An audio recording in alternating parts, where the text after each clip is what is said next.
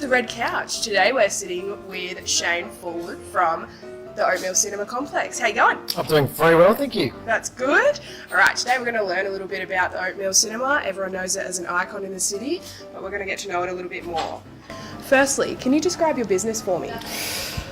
Wow, the easy answer is we show movies. Probably broader, we're into entertainment. I think probably these days with the fact that we're digital means we can actually do more than just movies. We've done sporting events, we've done opera.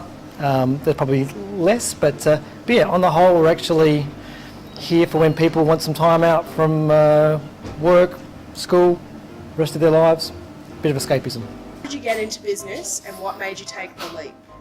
I actually got into it by accident. In the early 90s, I actually went to high school here in Mount Gambier. I had moved to Adelaide for some work and still had family down in Mount Gambier that I visited quite regularly. And at that stage, the Sturt Cinema, which was the last regular cinema, had closed down. And I actually, in Adelaide, loved going to the movies and quite missed the experience when I came back to Mount Gambier. And purely by chance, I was walking down a street in Adelaide where they hired out 16mm films to oil rigs and schools and that sort of stuff, which I didn't realise was possible because it was a much cheaper entry to actually be able to put a film on in 16mm film than 35. And I hired all the equipment at the TAFE Theatre, lost all my money and went from there. So how long have you owned and managed your business? In this location, we've just had our 20th birthday a couple of days ago. Woo, congratulations. And we're at the TAFE Theatre for about 5.5 years before that. So really too long. Aside from the obvious, what is your business known for? Look, in actual fact, I think it's actually known for its service. I think our staff on the whole are really, really good. They're very welcoming. They try to be as accommodating as possible with the services we've actually got to offer. So yeah, I think mostly it's actually the quality of our staff. Excellent, and that's a great segue into my next question, which is how many staff do you employ here? We've currently got 18. That's from a couple of full-timers through some part-timers, and then this time of year a lot of casuals who help us get through the busy periods. Awesome. So what qualities do you look for when employing staff? Well, have to be good looking. I don't really. I think it's because part of the experience actually is having possibly a conversation at the point of sale. I think the ability to relate to people and being confident and friendly. Everything else we can pretty much teach you as we go, but yeah, a willingness and a desire to actually engage with people, I think, is pretty key. So why did you choose Mount Gambier to set up your business? I knew it. I was kind of from it, and look, I think in hindsight it was probably a blessing, really, because being a regional business for cinema particularly, it has some drawbacks, but has lots of benefits also. In that we're not in a town big enough where we have to have other major competitors who might be a chain or have deeper pockets than us to do stuff. So yeah, choice. Because the whole thing was a bit of an accident. If I chose again, I probably still would, but it'd be also nice to choose a nice affluent suburb too, to be able to do some different things at a time. But that's a different history. So why do you believe Mount Gambier and the region is a great place to work and live?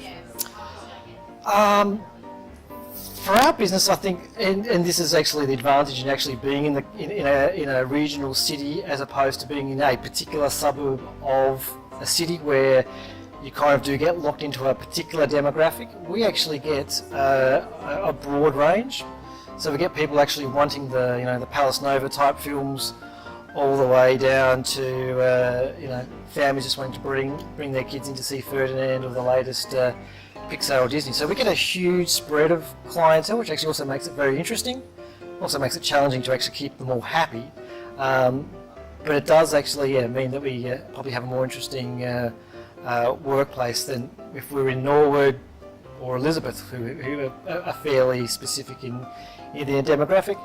And as far as actually living here, it's just so easy with all the services, and just getting around the place is, you know, kind of get angry if you have to wait 90 seconds at the Jubilee roundabout.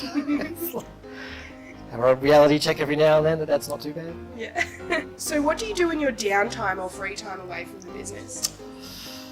I've got a family of 4, so yeah, it's sort of helping with the family, and I mean, I haven't done as much as I would like, but that is one of the lifestyle aspects of the Mount that I think is really good. You're 20 minutes away from the beach, and my kids like snorkeling as well, so there's Ewan's Ponds that they beg me to go take them to, and then I've got a couple of acres, so that also keeps me busy too. So yeah, all sorts of stuff. So what do you think Mount Gambier is missing, and how can the city benefit?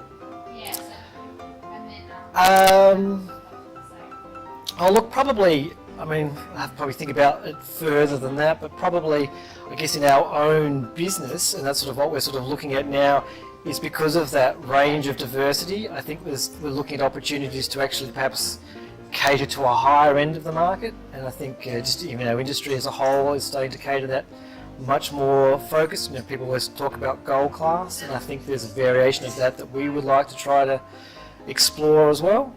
How we can again balance that with also school holidays where the majority of the audience are kids and exasperated parents. It's about balancing that. The city as a whole, probably again being a bit selfish as far as the business goes, we do actually have a very definite gap in our audience, which is uni students. A lot of them go and then aren't back until sometimes just settling down to raise a family, sometimes after they've had a bit of other life experiences elsewhere, but there is very much an 18 to late 20s, perhaps early 30s age gap that we notice ourselves in the entertainment business. So there's very specifically films that we know we will underperform with, that the cities do well with, because we're actually missing that particular demographic. So yeah, some way to actually keep those people around, whether it be more education opportunities or possibly work, but really it's probably more an education thing, I think, as much as anything else.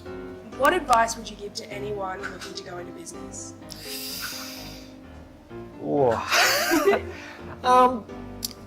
I think probably, and the only reason I can actually attribute the success to my business is actually I loved it anyway. I actually loved going to the movies more than I actually do running a business. So if I actually was out of a job, I'd probably come here anyway. So it was just convenient that other people were actually willing to pay for the same experience that I was willing to set up as a business. So yeah, I think if you love it, or at least love the service you're delivering, all the other stuff becomes easier to manage, and hopefully you'll be good at it anyway because you know what you would like as a customer. So yeah, hopefully do it because you like it. Awesome. Thanks so much for sitting with us. You're welcome.